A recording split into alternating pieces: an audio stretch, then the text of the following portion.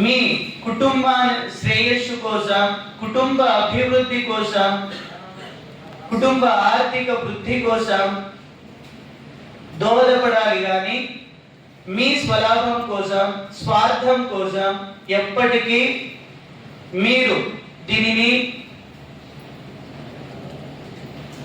వాడకూడదు. సో ఎప్పుడైతే మీరు మీ కుటుంబం కోసం, మీ సమాజం కోసం కష్టపడతారో మీ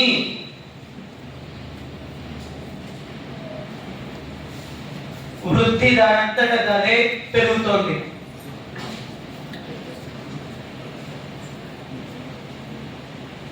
సో ఏ వ్యక్తి అయితే తన స్వలాభం కోసం మాత్రమే కష్టపడతారో ఎంత కీర్తిని గణించినా అది కీర్తి కాజాలదండి.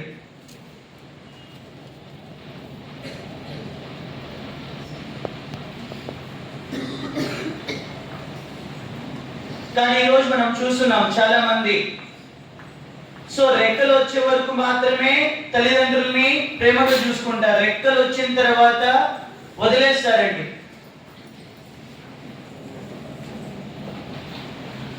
సో అందుకే ఈరోజు కుటుంబాలన్నీ చిన్న భిన్నమవుతున్నాయి.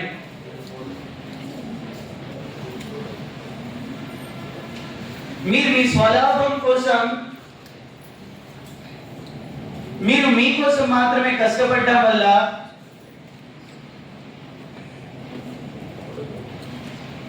నేను అని అనుకోవడం వల్ల కేవలం ఒక కుటుంబంలో 2 లేదా 3 మాత్రమే నిలబడ్డారు, భార్య, భర్త, పిల్లలు. పిల్లలు కూడా ఒక వయసు వచ్చే వరకు మాత్రమే ఉంటారు, ఎందుకంటే మీరు కూడా నేను అనుకుంటున్నారు కాబట్టి. సో నేను అనుకోవడం కంటే నేను మా కోసం కష్టపడుతున్నాను, మా ఆర్థిక అభివృద్ధి కోసం, మా కుటుంబ పోషణ కోసం, సమాజం కోసం ఎప్పుడైతే మీరు కష్టపడతారో మీ కీర్తి సమాజంలో ఎప్పటికీ చెరిగిపోదండి. సో ఈరోజు ఫర్ ఎగ్జాంపుల్ కృష్ణదేవరాయని చూసుకోండి. సో ఆయన ఇంకా మనం తలుచుకుంటూనే ఉన్నాం, ఎందుకంటే ఆయన చేసినటువంటి అభివృద్ధి అలాంటిది. తన కోసం తాను చేసుకునేది చాలా తక్కువ. సో శ్రీకృష్ణదేవరాయలకి నమ్మిన పండు ఎవరండి? తెనాలి రామకృష్ణ. సో ఆయన జీవిత చరిత్ర మీరు చూసుకున్నట్లయితే తెనాలి రామకృష్ణ శ్రీకృష్ణరాయల వారి దగ్గర పని చేస్తున్నప్పుడు అర్జించినటువంటి సంపాదనలో తన ఫ్యామిలీ జీవించడానికి ఎంత కావాలో అంత తీసుకొని మిగిలినటువంటి ధనాన్ని సమాజానికి దానం చేశారండి ఆయన. ఈ రోజు ఆయన ఉండటానికి సో తెనాలిలో వాళ్ళ పూర్వీకులు నిర్మించినటువంటి ఇల్లు తప్ప ఆయనకి ఎటువంటి ఆస్తులు లేవండి. కానీ ఆయన ప్రతిష్ట మాత్రం సమాజంలో చిరకాలంగా ఉండిపోతుంది.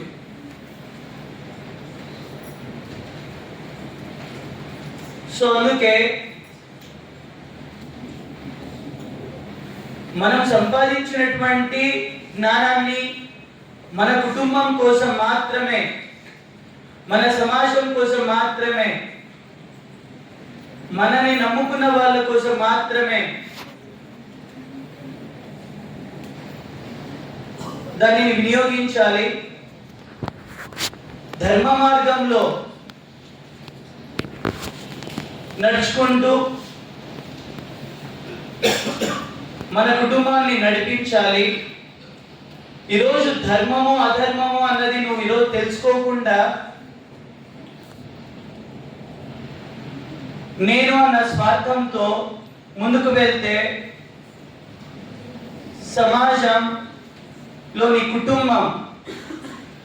నీ కుటుంబానికి ఒక స్థాయి అనేది ఉండదు, నీకు మాత్రమే ఉంటుంది.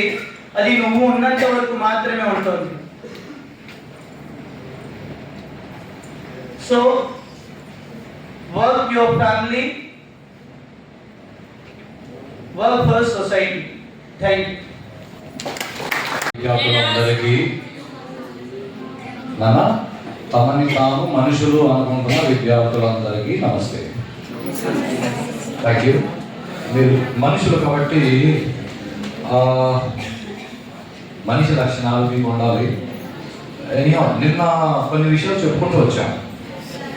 సమయాభావం వల్ల ఎక్కువ వాటి గురించి ఆలోచించలేదు.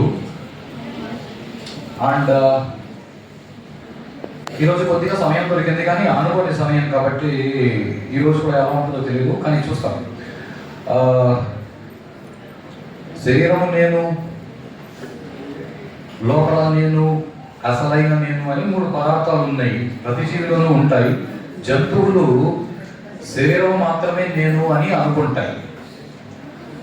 ఒక కుక్క మొరుగుతోంది అనుకోండి, పక్క కుక్క మొరిగిందా లేదా కూడా ఈ కుక్క చూడదు. తను మొరగాలి కాబట్టి మొరిగొస్తుంది.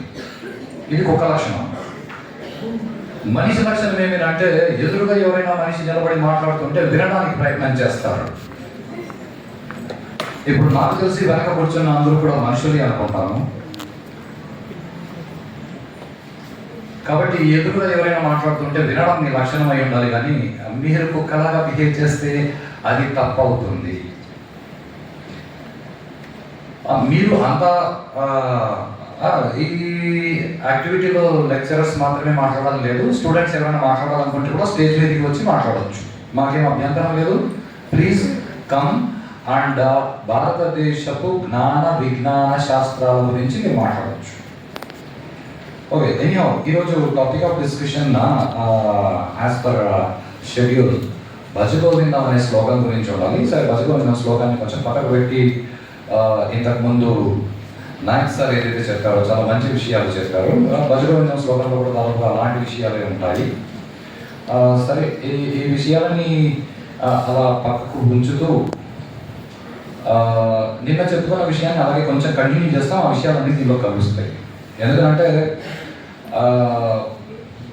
మనకి రకరకాల సైన్సెస్ ఉన్నాయి. ఫిజికల్ సైన్స్ అని ఒకటి ఉంది. ఫిజికల్ సైన్స్ కెమిస్ట్రీని ప్రూవ్ చేయదు. ఫిజికల్ సైన్స్ ఫిజిక్స్ని మాత్రమే ప్రూవ్ చేస్తుంది. కెమికల్ సైన్స్ కెమిస్ట్రీని మాత్రమే ప్రూవ్ చేస్తుంది, కానీ ఫిజిక్స్ని ప్రూవ్ చేయదు. ఈ 2 సైన్స్లు కలిపి బయాలజీని ప్రూవ్ చేయదు. మరి ఇన్ని రకాల సైన్సులు కలిపి నేను అనే వస్తువుని ఎలా ప్రూవ్ చేస్తాయి కదా? నేను అనే వస్తువుని ప్రూవ్ చేయడానికి ఒకే ఒక శాస్త్రం ఉంది. అది భారతదేశపు జ్ఞాన శాస్త్రం. అంటే ఫిజిక్స్లో మేము ప్రూవ్ చేయాలనుకుంటున్నామంటే ఫిజిక్స్లో నువ్వు శరీరం గురించి ప్రూవ్ చేయవచ్చు. కెమిస్ట్రీలో నువ్వేం ప్రూవ్ చేయగలవు అంటే అదే చెప్తారు కదా, సినిమాలు చూస్తుంటే ఆ హీరో ఆ విలన్ వాళ్ళ బాడీ కెమిస్ట్రీ బాగా, అంటే బాడీస్ అందరివి ఒకటే కదా, ఫిజిక్ ఒకటే కదా అంటే కెమిస్ట్రీ దాన్ని మాత్రమే ప్రూవ్ చేస్తుంది, కానీ ఫిజిక్ని ప్రూవ్ చేయదు. నొప్పేసింది ఇలాంటివన్నీ బయాలజీ ప్రూవ్ చేస్తుంది. మరి నేను అనే విషయాన్ని వేరే ఏ శాస్త్రాలు ప్రూవ్ చేయవు. భారతదేశపు జ్ఞానశాస్త్రం మాత్రమే ప్రూవ్ చేస్తుంది. ఒక భారతదేశపు పుస్తకాలలో తప్ప ప్రపంచంలో వేరే ఏ దేశానికి సంబంధించిన పుస్తకాల్లో కూడా నేను అనే వస్తువు గురించి డిస్కషన్ ఇవ్వడు. ఇది చాలా గొప్ప విషయం. ఈ గొప్ప విషయంలో నిన్న సోహం అన్న పేపర్ మీరు ఎవరైనా చూసి తీసి చదువుంటే డౌన్లోడ్ చేసి దాంట్లో ఒక స్టేట్మెంట్ ఉంది. మీరంతా ఇంగ్లీష్ చదువుకున్నారు కదా, ఇంగ్లీష్లో షేక్స్పియర్ అని ఒక ఆథర్ ఉన్నాడు. షేక్స్పియర్ ఒథెల్లో అని మీ సిలబస్లో ఎప్పుడో వచ్చి ఉండొచ్చు కూడా. దాంట్లో ఒక స్టేట్మెంట్ ఉంది, life is a drama. You are just ఆ నాటకంలో నువ్వు ఒక పాత్ర, నువ్వు నీ పాత్రని పాటించు అంతే అని షేక్స్పియర్ గారు చెప్పారు చాలా గొప్పగా. కాబట్టి ఆ దేశపు వాళ్ళకు షేక్స్పియర్ చాలా గొప్పవాడని అనిపించి ప్రపంచంలో ఎవరికి పేరు పెట్టాలన్నా షేక్స్పియర్తో కంపేర్ చేయడం వాళ్ళు మొదలు పెట్టారు. మన కాదు. షేక్స్పియర్ ఏ కాలం వాడో తెలుసా? షేక్స్పియర్ ఏ కాలం వాడో తెలుసా? షేక్స్పియర్ దాదాపుగా 250, 300, 350 సంవత్సరాల ముందు వాడంటే దాదాపుగా 17th సెంచరీ. 17th సెంచరీలోనే ఆయనకు ఎంత నాలెడ్జ్ ఉందంటే జీవితం అనేది ఒక నాటకము అని చెప్పినాడు. కానీ 2500 సంవత్సరాల ముందు పుట్టిన కాళిదాసు పేరు విన్నారనుకుంటా. ఆ కాళిదాసుకి వాళ్ళంతా కలిసి బిరుదు ఇచ్చినాడు. Kalidas is Indian Shakespeare. అవి పిచ్చి మాటలు. డబ్బులు ఇస్తే ఎవరైనా బిరుదులు ఇస్తారు. ఇప్పుడు ఆలోచించండి, మీరు మీ అమ్మ నాన్నలాగా పనిచేస్తున్నారు, మీ అవ్వదాత లక్షణాలు మీకు వచ్చినాయంటే బాగుంటుందా? మీకు రాబోయే మనవుడి లక్షణాలు మీకు వచ్చినాయంటే మీరు ఒప్పుకుంటారా? కాబట్టి షేక్స్పియర్కి వెస్టర్న్ కాళిదాస్ అని బిరుదు ఇవ్వచ్చని, ఇది నా అభిప్రాయం మాత్రమే కాదు, అది ఉన్న విషయం. అది ఆలోచించండి. షేక్స్పియర్కి ఇంగ్లీష్ కాళిదాస్ అని బిరుదిస్తే ఓకే, కాళిదాస్ గారికి పోయి ఇండియన్ షేక్స్పియర్ పనికి మారనమాట. బయట సరే ఇలా ఆలోచిస్తూ పోయినారనుకోండి, అంటే మనది ఎప్పుడు కంక్లూజన్కి రాలేమండి. భారతదేశానికి సంబంధించిన జ్ఞానాన్ని కంక్లూజన్, ఇది నా కంక్లూజన్, అది అప్పటికీ కుదరదు. ఎందుకంటే బుద్ధి స్థాయి మారుతూ ఉంటే కంక్లూజన్లు మారుతూ ఉంటాయి. బుద్ధి స్థాయి మారుతూ ఉంటే కంక్లూజన్స్ మారుతూ ఉంటాయి. అది కూడా ఇప్పుడు చూస్తాం. రెండో విషయం, 17వ శతాబ్దంలో 17th సెంచరీలో షేక్స్పియర్ చెప్పినాడు లైఫ్ ఈజ్ అ డ్రామా అని. 14th సెంచరీలో అన్నమాచార్యులు కూడా చెప్పినారు కదా, నా నాటి బతుకు నాటకము, నాటకము, పుట్టుటయు నిజము, పోవుటయు నిజము. అన్నమాచార్య కీర్తన వినుంటారు. ఈ కీర్తన 14వ శతాబ్దంలో చెప్పినాడండి అన్నమాచార్యులు. దాన్ని మన సిలబస్లో పెట్టారండి. మొత్తంలో మాత్రం సిలబస్లో పెడతారు షేక్స్పియర్. అలా ఎందుకు?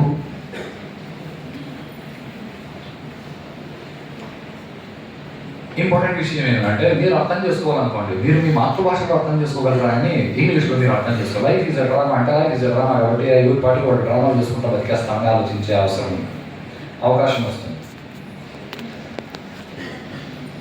మన విషయాలు మనకు అర్థం కాకుండా ఇంకా ఎలా చెప్తారు అంటే, అన్నమాచార్యులు ఇంకొక కీర్తన కూడా ఇచ్చినారు. ఇది మీ అందరూ బాగా వినుంటారు. ఎందుకంటే దీన్ని ఎవరు కావాలంటే వాళ్ళు ఎలా వాడుకుంటూ మిస్గైడ్ చేసేస్తారు జనాలని. నిండాల రాజు నిద్రించు నిద్ర ఈయనొకటి, పండురే పట్టు నిద్ర అది ఈయనొకటి. విన్నారా? ఇది తక్కువ వాడతారు. దానిలోనే నెక్స్ట్ వస్తుంది, మెండైన బ్రాహ్మణుడు మెట్టు భూమి ఒకటి, చండాలుడు ఉండేటి సరిభూమి ఒకటి. కులాలు పట్టుకొని కొట్టుకొస్తున్నారు జనాలంతా భారతదేశంలో. కులాలు పట్టుకొని ఎవరు కొట్టుకు చావట్లేదండి, రాజకీయాల కోసం వాళ్ళు కొట్టుకునేలా చేస్తారు. కొంచెం జాగ్రత్తగా ఆలోచించండి. దీనిలో అన్నమాచార్యులు చెప్పింది, ఆయన ఏదో ఇంగ్లీష్ పోయట్ లాగా లైఫ్ ఈజ్ అ డ్రామా అని అక్కడికి ఆగిపోలేదు, దాన్ని దాటి చాలా చెప్పాడు. చాలా జాగ్రత్తగా దీన్ని అర్థం చేసుకోవడానికి ప్రయత్నం చేయండి. నిండాల రాజు నిద్రించు నిద్ర ఈయనొకటే, పండురే బంటు నిద్ర అది ఈయనొకటే. అంటే నిద్రపోయేటప్పుడు రాజు, బంటు ఇద్దరు ఒకటే. నిద్రపోయేటప్పుడు సారు, స్టూడెంట్ అందరూ ఒకటే నిద్రలో. ఇది చాలా జాగ్రత్తగా ఆలోచించి అర్థం చేసుకోవడానికి ట్రై చేయండి. మీరు ఆలోచిస్తే మీకే అర్థమవుతుంది. దానికి నేనే మీనింగ్స్ చెప్పే పని లేదు. నిద్రపోయేటప్పుడు రాజు చేతి మీద దోమ కలిస్తే రాజు కూడా ఇలా కొట్టుకుంటాడు, బంటు చేతి మీద దోమ కలిస్తే నిద్రలో బంటు కూడా ఇలాగే కొట్టుకుంటాడే. కానీ రాజు నిద్రలో ఉన్నప్పుడు దోమ ఇలా కొట్టడం మొదలు పెడితే రాజు ఇలా చప్పట్లు కొట్టి ఎవరక్కడ వచ్చి దోమను చంపు అని అన్నాడు. కానీ మెలకు వచ్చినప్పుడు రాజే బంటు పట్టే. ఇది చాలా జాగ్రత్తగా అర్థం చేసుకోవడానికి మనం ప్రయత్నం చేయాలి. నిద్రలో ఇద్దరు ఒకటే, మెలకువలో తేడాలు ఉన్నాయి. ఈ మాట అన్నమాచార్యుడు తన కీర్తనలో చాలా క్లియర్గా చెప్పినాడు. మనం సగం పట్టుకొని దాన్ని ఏ రాజకీయ నాయకుడు ఎవడు ఏదో లాభం పొందడానికి తెలివిగా చెప్పేస్తే దీన్ని అలా పాటించడానికి, అలా అనుకొని బతకడానికి మనం ప్రయత్నం చేస్తాం. రెండు, మెండైన బ్రాహ్మణుడు మెట్టు భూమి ఒకటి, చండాలుడు ఉండేటి సరి భూమి ఒకటి. అంటే చచ్చిపోయిన తర్వాత బ్రాహ్మణుడిని గుళ్ళో కాల్చారండి, శ్మశానంకి తీసుకెళ్ళి కాలుస్తారు. మరి చండాలుడు చచ్చిపోతే వాడిని కూడా శ్మశానంలోనే కాలుస్తారు. కాస్త జాగ్రత్తగా ఆలోచించండి.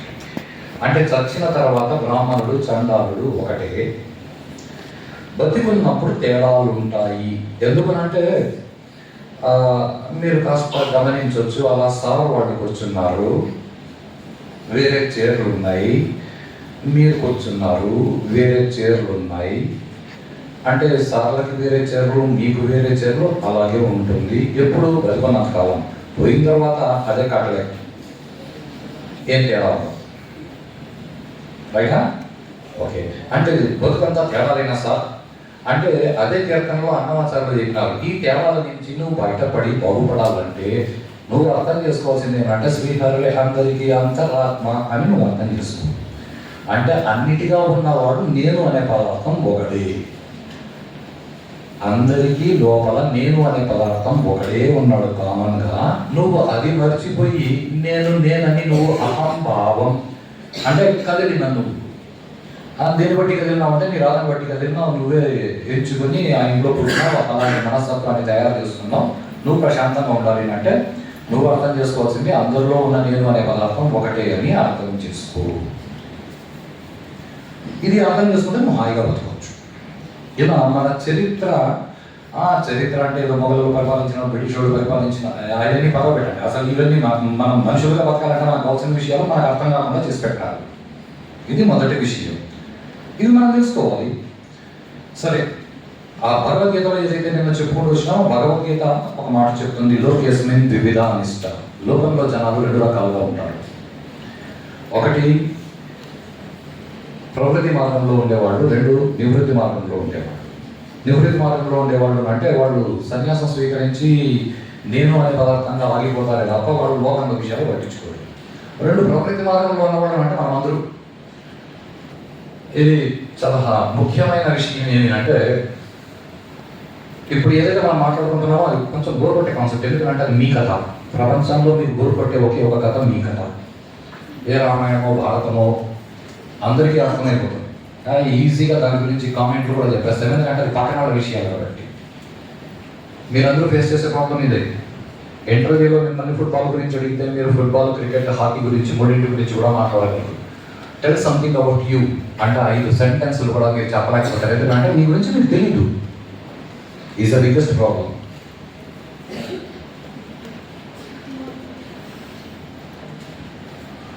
రైటా?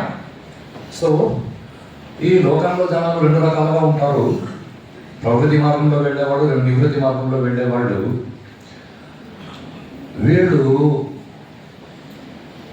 ఎవరైనా కానీ ఈ 3 పద్ధతులు పాటించాలి. ఏది నిన్న మనం చెప్పుకున్నాం కదా, అనార్యదుష్కరం స్వర్గ్యం కీర్తికరం. రైటా? ఇప్పుడు దాన్ని పాటించేటప్పుడు ఒక భగవద్గీత మాత్రమే చదువుతాను అంటే మనకి కొన్ని విషయాలు దొరకపోవచ్చు, కొన్ని విషయాలు అర్థం అవ్వకపోవచ్చు. అది అర్థం అవ్వాలని అంటే దానికి శైలు రామాయణం, భారతం, భాగవతం, దేవి భాగవతం, ఉపపురాణాలు, ఆయుర్వేద శాస్త్రము, ఇవన్నింటినీ మనం కలుపుకొని మనం బతకలేదు. అంటే మనకు శరీరం ఉంది, మనసు ఉంది, నేను అసలైన నేను అనే వస్తువు కూడా ఉంది. ఇప్పుడు దాన్ని అర్థం చేసుకోవాలి అంటే దాన్ని అర్థం చేసుకోవడానికి సులభమైన పద్ధతిగా మనకి గురువులు రకరకాల విషయాలు ఇచ్చినారు. వాటిలో ఆదిశంకర భగవత్పాదాచార్యుడు మోహముద్గరం అని ఒకటి ఇచ్చినారు. దాన్ని మామూలుగా అందరూ భజగోవిందం అంటారు. ఇది బహుశా టీవీలో అక్కడక్కడ వినుంటారు పండగ కూడా, భజగోవిందం భజగోవిందం గోవిందం భజమూలమతి. ఓకే, ఇది చాలా ఇంట్రెస్టింగ్ టాపిక్స్. ఇంతకుముందు మీకు నాయక్ సార్ ఏదో చెప్తూ వచ్చినారు, సంప్రాప్త బాగా సంపాదించి పంచుకొని తిని అలా ఉండకపోతే ఏమవుతుంది. అందులో మొదటి శ్లోకం చెప్తుంది, సంప్రాప్తే సన్నిహితే కాలే నహి నహి రక్షతి దృక్కుణకరణి. మనకి వ్యాకరణ శాస్త్రం అని ఉంటుంది, గ్రామర్. మనకి పదాలు తెలియదు కాబట్టి మనం మన దగ్గర పదాలు వాడేస్తాము. ఎవరైనా గుళ్ళు గోచి కోసుకొని పెట్టుకొని ఒక బ్రాహ్మణుడు మామూలుగా కామెంట్ చేస్తారు, వాళ్ళకి ఛాదస్థం ఎక్కువ అండి. ఐఎమ్ సారీ, ఛాదస్థం అనే పదం ఎక్కడ లేదు. ఆయన ఛాదస్థం ఎక్కువ అండి అని. మన తెలుగు రాదు కాబట్టి మనం ఛాదస్థం ఎక్కువ అనే పదం వాడతాం. అది ఛాదస్థం కాదు, ఛాందసం. ఛాందసం అంటే ఛందస్సు అన్న పదం నుంచి వచ్చింది. ఛందస్సులు అంటే గ్రామర్. అంటే వాడికి చాదస్తం ఎక్కువ అంటే వాడి లైఫ్ గ్రామాటికల్గా ఉంది అని అర్థం. మీకు చాదస్తం లేదు అంటే మీ లైఫ్లో గ్రామర్ లేదు అని అర్థం. ఎలా గమనించడానికి ప్రయత్నం చేయండి. మీ లైఫ్కి గ్రామర్ ఉందా? మీ లైఫ్కి ఒక రిథం ఉందా? సరే, మీ లైఫ్ రిథం ఎలా ఉంటుందో ఇక్కడ చెప్తారు గురువు. దాన్ని పక్కకు పెట్టి ఈ గ్రామర్ నేర్చుకునేటప్పుడు దానికి కొన్ని రకాల పద్ధతులు ఉన్నాయండి. మొదట శబ్దాన్ని కరెక్ట్గా ఉచ్చరించడం మొదలు పెట్టాలి. ఆ తర్వాత ఆ శబ్దాలను కలిపి ఉచ్చరించేది మొదలు పెట్టాలి. ఆ తరువాత దాని భావాన్ని గ్రహించి ముందరికి వెళ్ళాలి. ఇది వ్యాకరణంలో నేర్పించే పద్ధతి.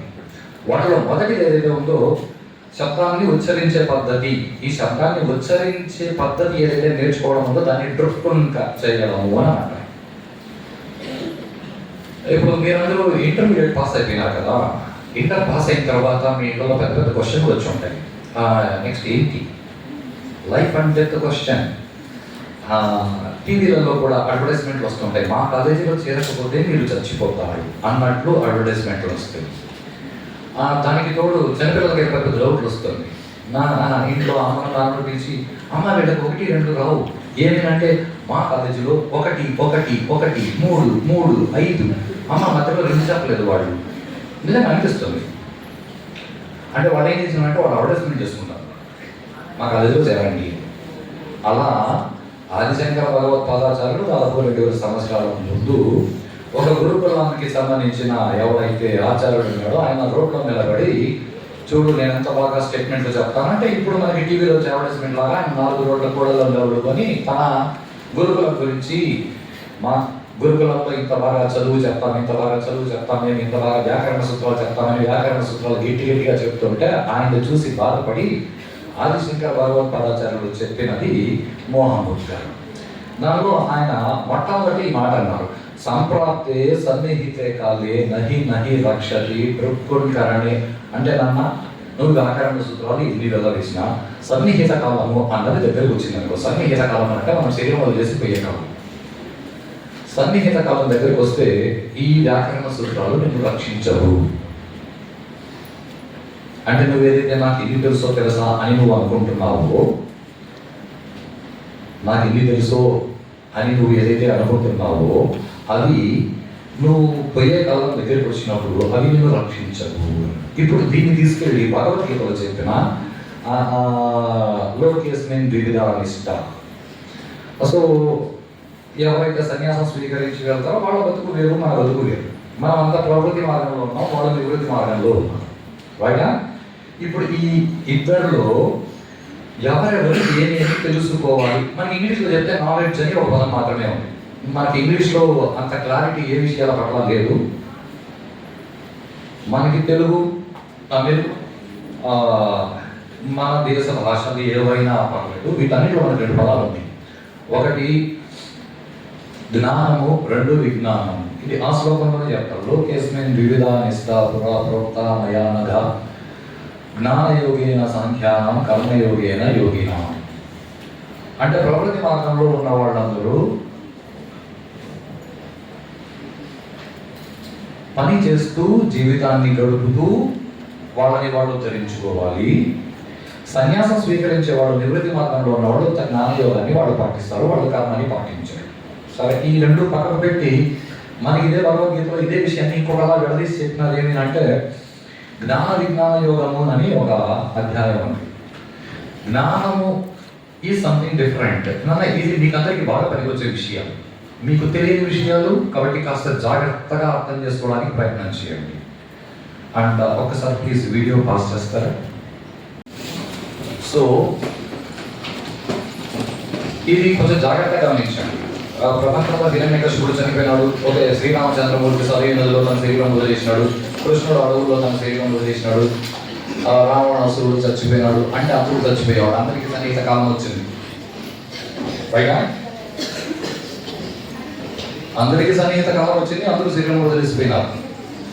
అంటే మనం ఎటువంటి మనకేం సార్, మంచిగా ఉంటాయి అని చెడ్డగా ఉంటాయి. ధర్మం పాటిస్తే ధర్మం పాటించకపోతే నష్టమే. 4 రోజుల ముందు మదనపల్లిలో ఏదో కేసు జరిగిందంట, మీకు అందరికీ తెలుసు. అలా ఎందుకు జరిగింది అన్నది వాడు జ్ఞానము విజ్ఞానము రెండింటిని పట్టించుకోలేడు. కొంచెం జాగ్రత్తగా ఆలోచించి అర్థం చేసుకోవడానికి ప్రయత్నించి MBBS చదువుకున్న డాక్టర్లు బాంబులు పేల్చడానికి కుట్ర చేసినారు. కొన్ని చోట్ల బాంబులు పేల్చి ఢిల్లీ వరకు మనకెందుకు అంటే వాళ్ళకి మంచి స్కిల్స్ ఉన్నాయి. MBBS చేశారంటే ఎక్కువ స్కిల్స్ ఉన్నాయి కదా, MBBS చేస్తారు. ఎంత చదవాలి వాళ్ళు, మంచి స్కిల్స్ ఉన్నాయి. ఢిల్లీ పక్కకు పెడదాం, మదనపల్లె మన ఊర్లో మంచి స్కిల్స్ ఉన్న డాక్టర్స్, గ్లోబల్ హాస్పిటల్ పేరు చెప్పడానికి ఏం మొహమాటం లేదు, న్యూస్ పేపర్ కూడా వచ్చింది, ఎవరైనా చేసేది. అంత మంచి స్కిల్స్ ఉన్న డాక్టర్స్ తమ స్కిల్స్ని వాడి జనాలని మభ్యపెట్టి వాళ్ళకు మద్దిచ్చి వాళ్ళ కిడ్నీలు తీసుకొని అమ్మేసుకొని కోట్లలో డబ్బులు సంపాదించి ఇప్పుడు జైల్లో కూర్చొని ఉన్నారు. కరెక్టే కదా? మరి వాళ్ళు అంత మంచి స్కిల్స్ నుండి కూడా వాళ్ళు ఎందుకు పని చేయలేదు అంటే అంత మంచి స్కిల్స్ ఉన్న వాళ్ళకి వాల్యూస్ నేర్పలేదు. ఇది చాలా ముఖ్యమైన విషయం. ఇంతకుముందు నాయక్ సార్ మీకు ఏదైతే ధర్మం ధర్మం అని మీతో మాట్లాడినారో మీకు అందరికీ బోర్ కొట్టి ఉంటుంది. బోర్ కొట్టడానికి కారణం ఏంటంటే అవి వాల్యూస్. అవి ఎక్కడి నుంచి వస్తాయి? యా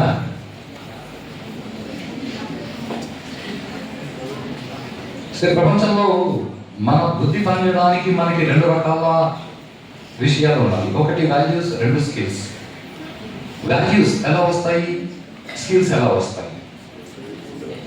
ఎనీహౌ శరీరం ఉంది కాబట్టి మనము శరీరానికి తిండి పెట్టాలి, శరీరానికి ఒక ఇల్లు కావాలి, శరీరానికి ఒక కారు కావాలి, ఇంటికి ఏసీ కావాలి అంటే వాటి కోసం ఏదో ధనార్జన చేయాలి, డబ్బు సంపాదించాలి.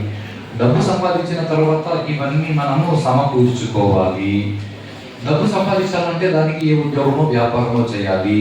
ఇవి చేయడానికి పనికొచ్చే నాలెడ్జ్ ఏదైతే ఉందో దానిని స్కిల్ అని అంటారు. దీనిని తెలుగులో చెప్తే మళ్ళీ నేను రిపీట్ చేస్తున్న సెంటెన్స్ని, ఈ డబ్బు సంపాదించడానికి కావాల్సిన నాలెడ్జ్ అనే పదం వాడుతున్నాను. నాలెడ్జ్ ఏదైతే ఉందో దానిని స్కిల్స్ అని అంటారు. ఇంగ్లీష్లో నాలెడ్జ్ అనే పదమే వాడాలి. ఆ తర్వాత అసలు ఇల్లు కట్టిన నువ్వు ప్రశాంతంగా ఉన్నావని గ్యారంటీ ఉందా? నేను రాత్రి మీరు అందరూ హాయిగా నిద్రపోయారా? హాయిగా నిద్రపోయారు కదా? What you think? Mukesh Ambani బాగా హాయిగా నిద్రపోయినాడని మీరు అనుకుంటున్నారా? ఆదని హాయిగా నిద్రపోయినాడని మీరు అనుకుంటున్నారా? చంద్రబాబు నాయుడు గారు హాయిగా నిద్రపోరు. ఓకే, రాహుల్ గాంధీకి నిద్ర పట్టదు. ఓకే, పవన్ కళ్యాణ్ గారు హాయిగా పడుకున్నారు లేదో ఎవరికి తెలియదు. జగన్కి హాయిగా నిద్ర పట్టదు. ఎవరు హాయిగా ఉన్నారు?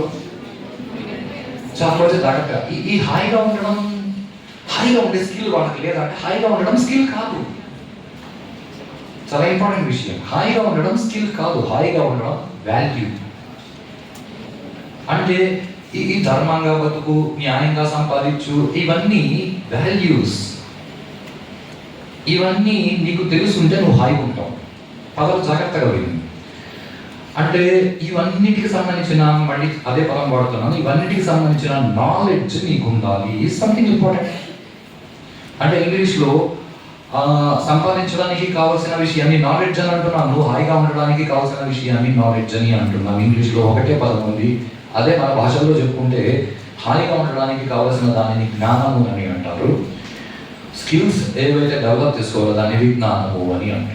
సో అందుకే భగవంతుడు మనకి విడదీసి జ్ఞాన విజ్ఞాన యోగము అని ఒకటి ఇచ్చినాడు భగవద్గీతలో. జ్ఞానము అంటే నువ్వెవరని నీకు తెలియడం జ్ఞానము. నీకు ఒక శరీరం అంటూ ఉందని నీకు అర్థమైన తర్వాత దాన్ని పోషించడానికి నువ్వు ఏ ఏ విషయాలు తెలుసుకుంటావో అది విజ్ఞానము. సే జ్ఞానము డెవలప్స్ వాల్యూస్, విజ్ఞానము డెవలప్స్ స్కిల్స్.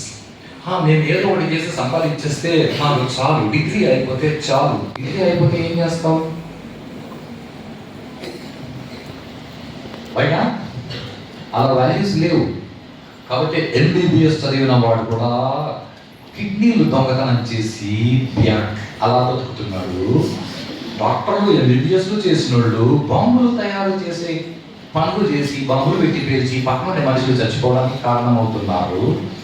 అంటే వీళ్ళకి మానవత్వం లేదా సార్ అంటే కొంచెం జాగ్రత్తగా వినండి. మానవత్వం 3 విధాలుగా వస్తుంది. నాకు తెలిసినంత వరకు మానవత్వం 3 విధాలుగా వస్తుంది. ఇది నా అనుభవం మీద నేను చెప్తున్నాను. 1, మానవత్వం భయంతో వస్తుంది. మానవత్వం భయంతో వస్తుంది. ఇది నేను అనుభవం మీద ఎలా తెలుసుకున్నాను అంటే, మన పుల్వామా అటాక్ జరిగింది కదా, టెర్రరిస్టులు. వాళ్ళలో కొంతమంది దొరికినారు, ఒకరిద్దరు. వాళ్ళని పట్టుకొచ్చి కొట్టి మిగిలిన వాళ్ళ గురించి చెప్పండి అని వాళ్ళని కొడుతూ ఉంటే వాళ్ళకి ఏదో బాగా దెబ్బలు తగిలి శరీరం మీద వాతలు పడి, అప్పుడు మీకు మానవత్వం లేదా, మేము మనుషులు కాదా అని వాళ్ళు అన్నారు. వాళ్ళని కొట్టినారు లేదా, ఎందుకు కొట్టారు మనకి? వాడికి నేను మనిషిని, మీకు మానవత్వం లేదా, నన్ను కొడతారా, నన్ను మనిషిగా ట్రీట్ చేయరా అనే మాట ఎందుకు వచ్చిందంటే, వాడు మనిషిని వాడు గుర్తించినాడు. పదవులు జాగ్రత్తగా వినండి. వాడు మనిషి అని వాడు ఎప్పుడు గుర్తించినాడు? వాడు కొడితే గుర్తించినాడు భయంతో.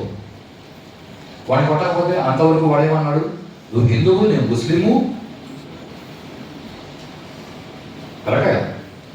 ముస్లిమ్స్లో గ్రేట్ ముస్లిమ్స్ ఉన్నారు. అబ్దుల్ కలాం, అసలు ప్రపంచం అంతా సిల్వర్ కొట్టాల్సిన వ్యక్తి అబ్దుల్ కలాం ముస్లిం. ఇక్కడ ముస్లిం క్యాస్ట్ గురించి మాట్లాడట్లేదు, ఆ మనిషి యొక్క భావం గురించి మాత్రమే మాట్లాడుతున్నాను. అంటే ఆ మనిషి పక్కనాడికి చంపేటప్పుడు పక్కనాడు మనిషి అని వాడికి గుర్తుకు రాలా. ఆడికి చాలా దగ్గరికి వస్తే అప్పుడు వాడు నేను మనిషిని అని గుర్తించడం మొదలు పెట్టినాడు. కాబట్టి పక్కనాడు మనిషి అన్న సంగతి గుర్తుకు తెచ్చుకోలేదనుకో, భయపెట్టు, వాడు గుర్తుకు తెచ్చుకుంటాడు. ఇది మొదటి విషయం. కానీ మనల్ని ఎవరైనా భయపెడితేనే మేము మనుషుల్ని గుర్తిస్తాము, తప్పు. రెండో విషయం, అవమానమైనప్పుడు అవమానాన్ని భరించలేక, ఇది మళ్ళీ జాగ్రత్తగా వినండి. నిన్న శరీరం మీద తప్పని కొడితే ఏమో శరీరానికి తగిలింది, నాకు తగిలింది. తిరిగితే లోపల నాకు అనిపించింది. ఇది చాలా ఇంపార్టెంట్. ఆ లోపల ఉన్న నేను అనేవాడు లేచినాడు కాబట్టి వాడు ఈ శరీరాన్ని వేసుకొని తిరుగుతున్నాడు, రైటా? ఇప్పుడు ఆ లోపల ఉన్న నేనుకి అవమానపరిస్తే వాడికి వాడు మనిషిని గుర్తొస్తుంది. అదెందుకు? మీకు ఇంకొక ఎగ్జాంపుల్ చెప్తాను. ఈ మధ్య కాలంలో సోషల్ మీడియాలో ఎవరో ఒక హీరోయిన్ నా ఇష్టానుసారం నేను బట్టలు వేసుకుంటాను అంటే వాడు వచ్చి నేను చాలా పెద్ద గొప్ప ధర్మాత్ముని, నేను చాలా నిజాయితీగా, మనకెందుకు వాళ్ళ చరిత్ర నాకు అవసరం లేదు. ఏదో ఆవిడని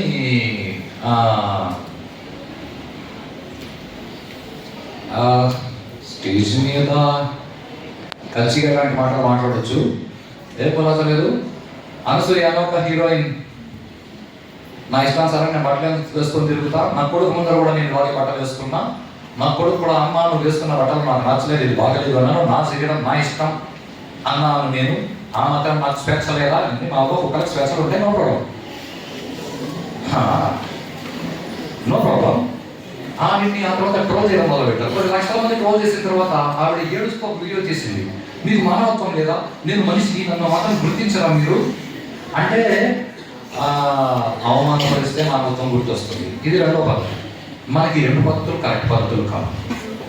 మనము పెద్దలు చెప్పిన మాటలు విని మనలో మానవత్వాన్ని పెంచుకోవడం మనం చేయాల్సిన పని. ఇలా చేయలేదనుకో భవిష్యత్తులో ఎవడో భయపెట్టో లేకపోతే అవమానపరచు నువ్వు మనిషిని నీకు గుర్తు చేస్తాడు. భవిష్యత్తులో ఎవడో నిన్ను అవమానపరచో లేకపోతే నిన్ను భయపెట్టో నువ్వు మనిషిని నీకు గుర్తు చేయకూడదు అంటే, ఇప్పుడు నేను మనిషిని అన్న విషయాన్ని నువ్వు గుర్తించి నువ్వు మనిషిలాగా బతకడానికి ప్రయత్నించి. అలా చేయలేదనుకో నీకు ఎన్ని స్కిల్స్ వచ్చినా కూడా సంప్రాప్తే సన్నిహితే కాలే నహి నహి రక్షతి స్కిల్స్. వాల్యూస్ ఉంటే నీకు చాలా విషయాలు అర్థమవుతాయి. పైగా ఎలా అర్థమవుతాయి? ఎలా అర్థమవుతాయి అంటే దానికి తర్వాత శ్లోకంలో చెప్పారు. ఇప్పుడు నువ్వు ఎలా ఉన్నావు ఏనంటే, ఇవన్నీ చిన్న చిన్న విషయాలు కాదన్నా, ఆయన గురువు కాబట్టి అలా చెప్పుకోకపోతే ఆయనలో నుంచి అలా తన్నుకు వచ్చింది. కానీ దీనిలో ఒక్కొక్క పదాన్ని అర్థం చేసుకోవాలంటే చాలా సమయం పడుతుంది. ఒక శ్లోకం ఆయన అంటారు, మూఢజహి ధనాగమ కృష్ణ. ఈ ఒక వాక్యం చాలు అర్థం చేసుకోవడానికి. ఆయన మూఢ అన్నారు మనల్ని అందరినీ, మిమ్మల్ని నన్ను అందరినీ. మూఢ అంటే మూఢుడు వేరు, మూర్ఖుడు వేరు. మూర్ఖుడు వాడు వినడు. మూర్ఖుడు దానికి ఎగ్జాంపుల్ దుర్యోధనుడు, కర్ణుడు, రావణాసురుడు, వీళ్ళందరూ మూర్ఖుడు. వాడు మనం మూఢులు, మన మూర్ఖులు కాదు. అంటే మనం మారే అవకాశం ఉంది. మూఢ జహీహి, ఎక్కడో రావాడు అని అంటాం కదా, జహీహి అంటే ఎక్కడ మూఢుడు రా నువ్వు, ధనాగమ తృష్ణ, ఏ 24 గంటలు డబ్బు సంపాదించాలనే తృష్ణ నీకు ఉంది. తృష్ణ అంటే తృష్ణ.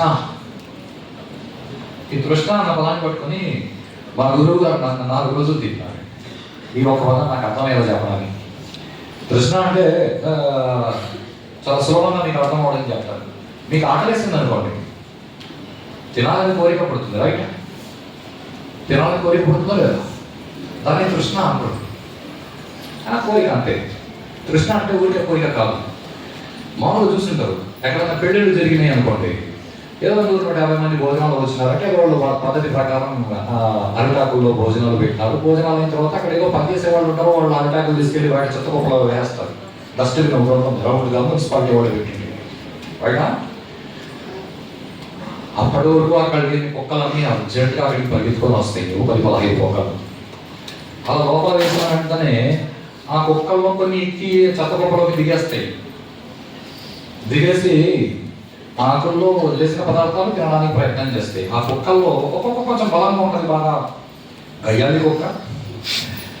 మిగతా కుక్కలు అలా పైకెక్కితే ఆ కుక్క వాటిని ఒరిగి వాటిని కరిచి కావాలంటే పక్కకే వేసి, ఈ ఆకులన్నీ నావే, ఇది నేను మాత్రమే తినాలి, నాకు మాత్రమే హక్కు ఉంది, మీరు లోపల తెక్కూడదు అని మిగతా కుక్కల్ని అరిచేటప్పుడు ఆ కుక్క కళ్ళలోకి పెట్టి ఆ కుక్క ఫీలింగ్ని అర్థం చేసుకోవడానికి ట్రై చేయి. దాన్ని తృష్ణ అని అంటారు. ఊరికి పద చెప్పుకోవడం బెస్ట్. ఎప్పుడైనా రోడ్లో చెత్త కుక్కల దగ్గర 4 కుక్కలు ఉంటే వాటిలో బలమైన కుక్క మిగిలిన కుక్కల్ని అరిచేటప్పుడు ఆ కుక్క కళ్ళలోకి కళ్ళు పెట్టి చూడు, అప్పుడు అర్థమవుతుంది తృష్ణ అంటే ఎలా ఉంటుందని. మన వాళ్ళు అందరూ చాలా మేకప్ వేసుకొని బతికేస్తాం. డబ్బు కోసం మనకు ఇలాంటి తృష్ణ ఉంది, కానీ మనం ఇలాంటివి బయటికి చూపించకుండా డబ్బు ఏముంది వస్తుంది పోతుంది అని అంటాం. పోయినా బియ్యకుండా కూర్చొని చూస్తాం. మాటలు చెప్పడం వేరు, తెలివిగా మాట్లాడడం వేరు, తెలుసుకుని మాట్లాడడం వేరు. తెలుసుకునేటప్పుడు బాగా వచ్చేదే కదా సార్, నిద్ర. ఇది పెద్ద ప్రాబ్లం. మూఢజహి ధనాగమ తృష్ణాం కురు సద్బుద్ధి మనసి వితృష్ణాం యత్ లభతే నిజ కర్మ ఉపాత్తం విత్తం తేన వినోదయ చిత్తం. నువ్వు చేసే పనికి నీకు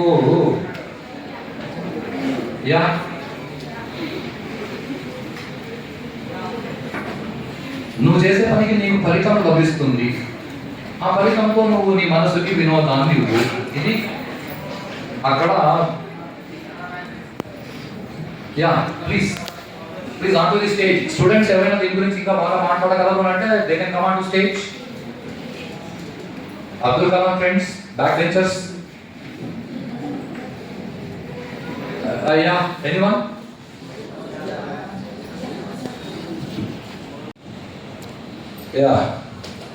అంటే నువ్వు పని చేస్తే ఇక్కడ ఒక స్టేట్మెంట్ ఉంది, లేకపోతే నిజ కర్మ ఉపాత్తం. నిజ అంటే అర్థమేమి?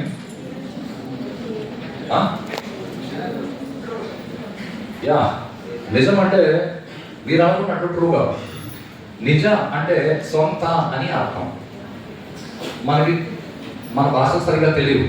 సత్యం వేరు, నిజం వేరు. సత్యం అంటే అది అలా ఉంటుంది, అది నువ్వు ఒప్పుకోకపోయినా అది అలాగే ఉంటుంది. నువ్వు ఏది ఒప్పుకున్నావో అది నీకు నిజం, అది నీకు నిజం. ఎందుకంటే మనకి ఎవరైనా పొద్దున కూడా శ్రీ సుప్రభాతం వినేటట్లయితే, లేకపోతే శివానంద లహరి స్తోత్రాలు ఎవరైనా చదివేటట్లయితే దాంట్లో వింటుంటారు, నిజ తపఃఫలాభ్యాం భక్తేషు ప్రకటిత ఫలాభ్యాం అని. నిజ తపఃఫలాభ్యాం అంటే ఎవరి తపస్సు వాళ్ళకి ఫలితం. నువ్వు చేసే పనికి నీకు ఫలితం వస్తుంది, ఊళ్ళో వాళ్ళకి ఫలితం రాదు, రైటా? నువ్వు చెప్పి సంతకం పెడితే నీ అకౌంట్ వచ్చి డబ్బులు పోతాయి, కానీ నా అకౌంట్ వచ్చి పోవు. అఫ్కోర్స్ ఆ డబ్బులు ఎవరు తీసుకుంటారో వాడి ఇష్టం. సో ఎవరి కర్మకు వాళ్ళకి ఫలితం వస్తుంది. ఫలితం ఎవరు ఇస్తారంటే ప్రకృతి ఇస్తుంది. ప్రకృతి ఎలా ఇస్తుంది అంటే ఏమో ఎవరి ద్వారానైనా ఇప్పించవచ్చు. ఎవరి ద్వారా ఇప్పించినా నువ్వు చేసిన పనికి నీకు ఫలితం వస్తుంది, దాంతో సంతోషపడు.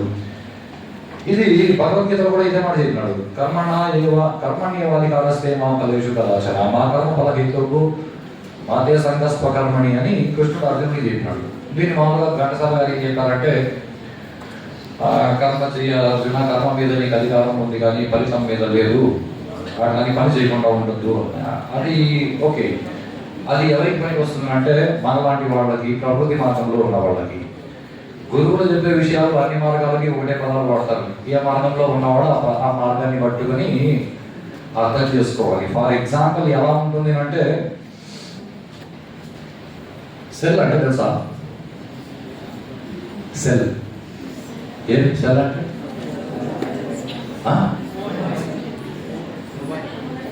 సెల్ అంటే మొబైల్. సెల్ అంటే మొబైల్. ఇప్పుడు మీరు ఏదో దొంగతనం చేశారనుకోండి, పోలీసులు తీసుకెళ్ళి మళ్ళీ మొబైల్లో పడేస్తారు, రైటా? ఓ, అక్కడ సెల్ అంటే జైలు, కరెక్టే కదా? ఇప్పుడు మామూలుగా మేడం రాలేదు, ఐపీఎస్సీ మేడం వచ్చారంటే ఆవిడ బయోటెక్నాలజీ మీద పనిచేస్తారు. ఆవిడ కూడా చెప్తుంటుంది స్టూడెంట్స్కి, అన్నా మీరు సెల్ ఆర్కిటెక్చర్ గీయాలి అంటే వాళ్ళు 7 గీతలు ఇలా నిలువుగా గీచేసి జైలు పంపేస్తారా అంటే? అదే సరైన పదమే ఒక్కొక్క భాషలో ఒక్కొక్క సబ్జెక్ట్లో ఒక్కొక్క అర్థాన్ని ఇచ్చినట్లు ఒకటే పదమే మనకి రకరకాల అర్థాలు ఇస్తాయి. మనం ఎక్కడ ఏ పదాన్ని వాడుతున్నాం అన్న దాన్ని బట్టి మనం ఆ పదాన్ని, భావాన్ని అర్థం చేసుకోవాలి. ఇది మొదటి విషయం. 2, ఈ మధ్య కాలంలో అందరూ భగవద్గీతని చాలా ఎక్కువ కోట్ చేసి చాలా ఎక్కువ వాళ్ళకి తెలిసిన విషయాలు చెప్తున్నారు. భగవద్గీతని కోట్ చేసి చాలా మంది వాళ్ళకి అర్థమైన ఒక్కొక్క వాక్యాన్ని చెప్తున్నారు. ఆ ఒక్కొక్క వాక్యం ఎందుకంటే ఈ భగవద్గీతలో కూడా ఇక్కడ ఒక స్టేట్మెంట్ చెప్తారు, భగవద్గీత కించిదీత గంగా జలలమ కణికా పీత అని. అది పూర్తిగా అర్థం చేసుకున్నాను. భగవద్గీత కించిత గీత కాదది, కించిత అధీత. భగవద్గీత కించిత్ అధీత. అధీత అంటే అర్థం చేసుకోవడం. భగవద్గీత కొంచెం అర్థం చేసుకోవాలనుకోండి. మీరు ఎవరైనా భగవద్గీత చదివారా? యా, ఎవరైనా భగవద్గీత చదివారా? Thank you. నేను భగవద్గీత శ్లోకాలు కంఠస్థం లేదు, కానీ భగవద్గీతను దాదాపుగా 63-64 సార్లు సాధన చేసి. మీకు తెలిసింది భగవద్గీత ఒకటే. భగవద్గీతతో పాటు అగస్త్య గీత, అనుగీత, శివగీత, గురుగీత, గోపిక గీత, శ్రీరామ గీత, సీత గీత, హనుమద్గీత, యమగీత, ఇలా 47 గీతలు నేను చదివాను. అన్నింటిలో ఉన్న విషయం ఒకటే, కానీ ఏ ఒక్కటి పూర్తిగా అర్థం అవ్వదు. ఏ ఒక్కటి అర్థం కావాలన్నా మిగతా చాలా విషయాలు పక్కన సపోర్ట్ ఉంటే కానీ అర్థం కావు. ఎందుకంటే ఇది భగవద్గీతలో చాతుర్వర్ణ మయా సృష్టం, ఈ శ్లోకం పట్టుకుని అందరూ చెప్తారు. గుణ కర్మ విభాగశః, ఏ బ్రాహ్మణ వైశ్య క్షత్రియ శూద్ర 4 రకాలుగా నేను డివైడ్ చేసినాక గుణకర్మల్ని బట్టి అని. గుణకర్మల్ని బట్టి ఉంటుందో లేకపోతే జన్మని బట్టి ఉంటుందో? ఒకడు బ్రాహ్మణుడు అంటే వాడు గుణాన్ని బట్టి బ్రాహ్మణుడనా, లేకపోతే వాడు పుట్టుదని బట్టి బ్రాహ్మణుడనా? యా, అది అందరూ చెప్పేది ఏమంటే భగవద్గీతలో కృష్ణుడే చెప్పినాడు గుణకర్మ విభాగశః అన్నాడు. కాబట్టి గుణకర్మల్ని బట్టి బ్రాహ్మణుడు కాదా డిసైడ్ చేస్తాము అంటే అది ఎవరికి చెప్పినాడు? సరే, దీన్ని పక్కకు పెడదాం. అదే భగవద్గీతలో కొన్ని శ్లోకాల తర్వాత అదే కృష్ణుడు ఒక మాట అన్నాడు, బ్రాహ్మణుడు ఈ పనులు చేయాలి, వైశ్యుడు ఈ పనులు చేయాలి, క్షత్రియుడు ఈ పనులు చేయాలి. మరి గుణకర్మల్ని బట్టి వాడు బ్రాహ్మణుడు అని డిసైడ్ చేస్తే, కర్మల్ని బట్టి డిసైడ్ చేస్తే ఈ పనులు చేసేవాడిని బ్రాహ్మణుడు అనాలి, ఈ పనులు చేసేవాడిని వైశ్యుడు అనాలి, ఈ పనులు చేసేవాడిని శూద్రుడు అనాలి అని చెప్పాలి కదా భగవద్గీతలో. కొంచెం అర్థం చేసుకోవడానికి ప్రయత్నం చేయండి. గుణాన్ని కర్మను బట్టి వాడు బ్రాహ్మణుడు అని నేను డిసైడ్ చేసినాను అని కృష్ణుడు అంటే, ఆ తర్వాత ఈ కర్మలు చేసేవాడిని బ్రాహ్మణుడు అనాలి కానీ బ్రాహ్మణుడు ఈ కర్మలు చేయాలి అని చెప్పడు కదా. మరి అంతకుముందు శ్లోకాలు ఏం చెప్పాడు అంటే, ముందు జన్మలో నువ్వు వాసాంశ జీవనాన్ని ఎలా ఎలా అయితే పాత బట్టలు వదిలేసి నువ్వు కొత్త బట్టలు వేసుకుంటావో, అలాగే శరీరం వదిలేసి నువ్వు కొత్త శరీరం తీసుకుంటావు. కొత్త శరీరం తీసుకునేటప్పుడు ఈ శరీరంలో ఉన్నప్పుడు నువ్వు ఏ గుణాలతో బతికావో, ఏ కర్మలు చేసి బతికావో, ఆ గుణాలు ఆ కర్మల్ని బట్టి నీకు కొత్తగా శరీరం వస్తుందని చెప్పినాడు. కానీ ఇప్పుడు నువ్వు చేసే పనికి బట్టి నీ గుణకర్మ విభాగశః కాదు. ఇది మొదటిది. అంటే నువ్వు బ్రాహ్మణుడు అంటే జన్మని బట్టి ఉంటుంది. ఎవరికి? ప్రవృత్తి మార్గంలో ఉన్నవాళ్ళకి. అదే భగవద్గీతలో మళ్ళీ ఇంకొక చోట చెప్తాడు, నివృత్తి మార్గంలో ఉన్న వాళ్ళు ఎవరైతే ఉన్నారో జ్ఞానులు, వాళ్ళు జన్మని బట్టి బ్రాహ్మణుడు అని డిసైడ్ చేయరా, వాళ్ళు గుణాన్ని బట్టి బ్రాహ్మణుడా కాదా అని డిసైడ్ చేస్తారు. అంటే ఇప్పుడు నువ్వు జ్ఞానివైతే ఎదుటి మనిషి గుణాన్ని బట్టి బ్రాహ్మణుడా కాదా డిసైడ్ చేయి. నువ్వు జ్ఞానివి కాదా, నువ్వు నివృత్తి మార్గంలో లేవా, నువ్వు ప్రవృత్తి మార్గంలో ఉన్నావా, అలాంటప్పుడు నువ్వు జన్మని బట్టి వాడి జాతిని డిసైడ్ చేయి. ఇప్పుడు నువ్వు బయాలజీలో సెల్ అంటే వేరే అర్థం ఉంది, మరి మీరు సెల్ అంటే మొబైల్ అనుకున్నారు, సోషల్ స్టడీస్లో సెల్ అంటే జైలు అని ఎలా అయితే డిఫరెంట్ అర్థాలు ఉన్నాయో ఒక్కొక్క సబ్జెక్ట్లో, అలా నివృత్తి మార్గంలో ఉన్న వాళ్ళకి బ్రాహ్మణుడు వేరు, ప్రవృత్తి మార్గంలో ఉన్న వాడికి బ్రాహ్మణుడు వేరు. ఇది అర్థం చేసుకోకుండా భగవద్గీత మాకు తెలుసు, వాడు చచ్చిపోయినప్పుడు అక్కడ పెట్టున్నారు భగవద్గీత అంటే అది భగవద్గీత కాదు నాన్న. ఓకే, ఎనీహౌ దీనిలో చాలా ఇంపార్టెంట్ ఈ దాదాపుగా 22 శ్లోకాలు ఆదిశంకర భగవత్పాదాలు విచారణలు చెప్పినారు. ఆ తర్వాత కొంతమంది శిష్యులు యాడ్ చేసినారు, కొన్ని శ్లోకాలు అందరూ అంటారు. ఓకే, దీనిలో మీకు పని వచ్చే ఒక శ్లోకాన్ని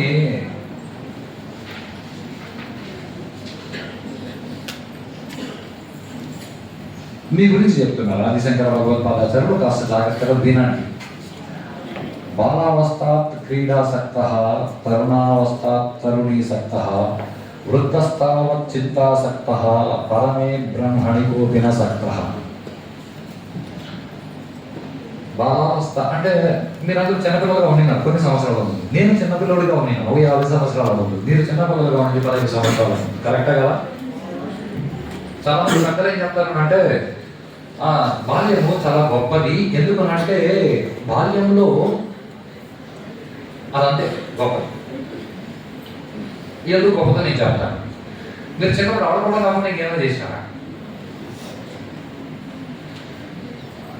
చిన్నప్పుడు అందరూ చేసిన ఒకే ఒక పని ఏంటంటే ఆడుకోవడం. ఎవరి పిల్లలైనా ఆడుకుంటారు, రాజు పిల్లలు ఆడుకుంటారు, బంటు పిల్లలు ఆడుకుంటారు, బ్రాహ్మణుడి పిల్లలు ఆడుకుంటారు, చంద్రాలుడి పిల్లలు ఆడుకుంటారు. చిన్నప్పుడు అందరూ ఆడుకుంటారు. ఆటల మీద ఉన్న ధ్యాస కావాలంటే ఒకటి భోజనం చేసినా సరే మేము ఆడుకుంటామని ఆడుకుంటాం, కరెక్టా కదా? ఇప్పుడు అంటే కర్మ 30-40 వచ్చినా వాడు కోహ్లీ అంట, ఇంకొకటి కూడా అంట, ఇప్పుడు కూడా ఆడుకుంటా వాళ్ళకన్నా. కాకపోతే ఇప్పుడు వాళ్ళ ఆట డబ్బు కోసం. ఓకే, చిన్నప్పుడు అందరూ ఆడుకున్నాం, పక్క పెడదాం. తరుణస్థావత్ తరుణీసక్తః అంటే ఒక వయసులోకి వచ్చిన తర్వాత తరుణీసక్తః ఆడవాళ్ళ గురించి ఎక్కువ ఆలోచిస్తారు. ఒక వయసు వచ్చిన తర్వాత ఏముంది కర్మ, కలియుగం కదా, వయసు అయిపోయిన తర్వాత కూడా ఇలాగే ఆలోచించడం మొదలు పెట్టినారు జనాలు. ఎందుకంటే అలవాటు అయిపోయింది కాబట్టి. అక్కడ ఎవరో ఆయన జోకులు వేశాడు, కాస్త జాగ్రత్తగా ఈ వయసులో ఏమనిపిస్తుంది అంటే మీరంతా తరుణ, ఆ వయసులో ఉంటా, ఈ వయసులో ఏమనిపిస్తుంది అంటే ఆయనలో ఏమనిపిస్తుంది.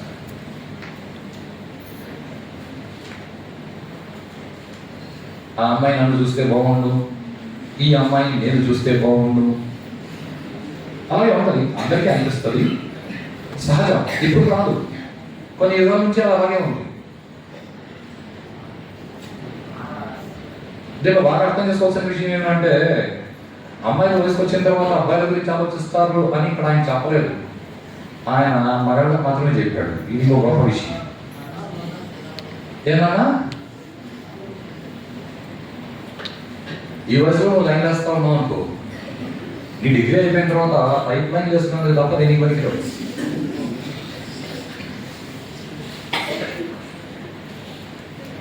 ఏ కరెంట్ పైప్ లైన్లో లేకపోతే మున్సిపల్ పైప్ లైన్లో వాటర్ పైప్ లైన్లో వేసుకోవడానికి పనికి వస్తారు. అంటే లైన్ వేసేది అలవాటు అయింది కాబట్టి అక్కడ కూడా పైప్ లైన్ వేసుకుంటే కష్టం. అంటే దీనికి పైప్ లైన్ వేసేవాళ్ళని నేను తక్కువ చేసి మాట్లాడట్లా. అసలు పైప్ లైన్ వేసి బతకాలి అంటే డిగ్రీ చదివే అవసరం లేదు. చదువు అభ్యాసం వెళ్ళి ఇప్పుడే మేము పైప్ లైన్ వేసుకోవడం మొదలు పెట్టు, కనీసం కొంచెం ఆ పైప్ లైన్ వేయడం అయినా ఎక్స్పీరియన్స్ వస్తుంది. రైటా? ఇది ఆ తర్వాత ఇంకా చాలా ముఖ్యమైన స్టేట్మెంట్. వృద్ధస్థావత్ చింతాసక్తః. కాస్త వయసు అయిపోయింది అనుకోండి, చింతలు ఎక్కువైపోతాయి, ఆలోచనలు ఎక్కువైపోతాయి. మా పిల్లలు ఏం చేస్తారో ఏమో, వాళ్ళ పిల్లలు ఏం చేస్తారో ఏమో, సంపాదించి ఇచ్చింది ఎత్తి పెట్టుకుంటారో లేదో, ఇవన్నీ ఒక రకమైన ఆలోచనలు. ఇంకొక రకమైన ఆలోచనలు. అసలు నేను ఎందుకు పుట్టినా, అసలు నేను ఏం చేసినా, ఏందో ఎంత సంపాదించినా, దేనికి సంపాదించినా అని తెలీదు. ఇవన్నీ ఊరుకుని చిన్న ఊరికి ఆడుకుంటా టైం వేస్ట్ చేసిన, అప్పుడు అమ్మాయి గురించి ఆలోచిస్తా టైం వేస్ట్ చేసిన, కుటుంబం గురించి ఆలోచిస్తా టైం వేస్ట్ చేసిన, నాకు నేను ఏం చేసుకోలేదే అని ఒక ఆలోచన. ఇది రెండో రకం మనిషి. ఈ మూడో రకం గురించి చెప్పుకునే అవసరం లేదు. ఎందుకంటే వాళ్ళు ఏమంటారు, అదేదో సినిమాలో డైలాగ్ చెప్పినట్టు age is just a number. అంటే నేను ముసలోడు అయినా అని ఒప్పుకోడు. 70, 75, 80 సంవత్సరాలు వచ్చినా నేను ఇంకా ఎక్కడ పెట్టుబడి పెడితే బాగుంటుంది, నేను ఇంకా ఏం చేయొచ్చు అంటే వాడు ఇంకా నేను వృద్ధుడు కాలేదని వాడు అనుకుంటున్నాడు.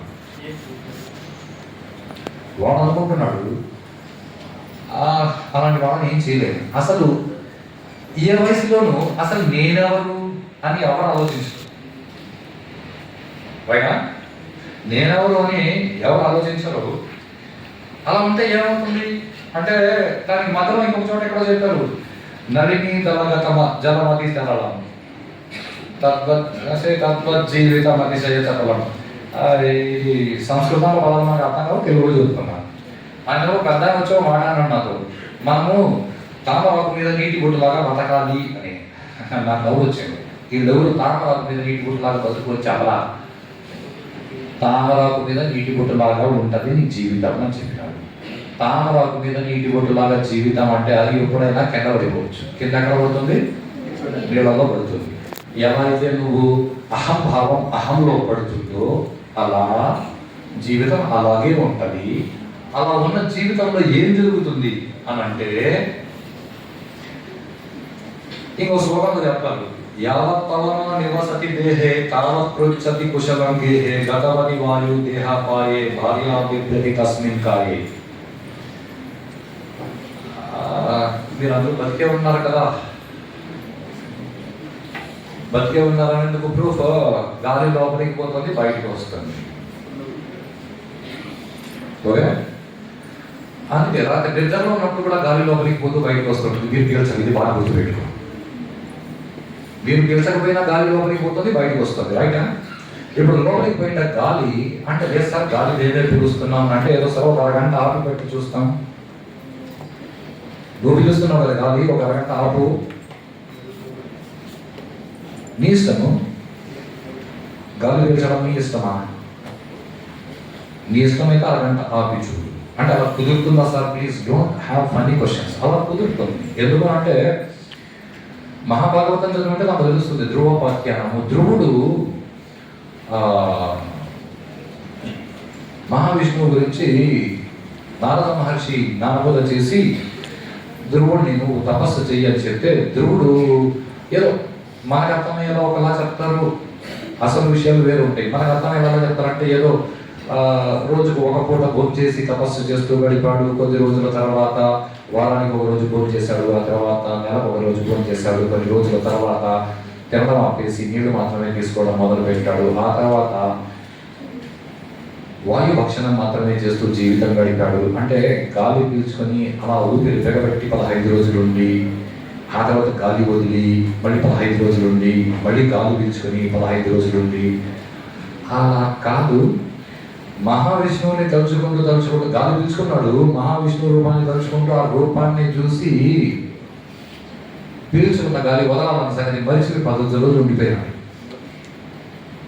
పీల్చుకున్న గాలిని వదలాలన్న సంగతి మరిచిపోయి 15 రోజులు ఉండిపోయినాడు ధ్రువుడు. అలా కుదురుతుంది.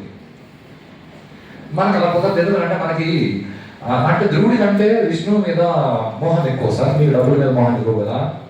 లేదా అయ్యా ఐశ్వర్యరాయో ఎవరో మాకు ఆ తరుణి సార్ మాకు ఆ అమ్మాయి బాగా నచ్చింది, నేను అమ్మాయిని తలుచుకొని 15 రోజులు గాలి పీల్చి వదలకుండా ప్రయత్నం చెయ్యి అంటే అమ్మాయి మీద నీకు అంత మోజు లేదన్న విషయం నీకు అర్థమవుతుంది, డబ్బు మీద అంత మోజు లేదన్న విషయం నీకు అర్థమవుతుంది.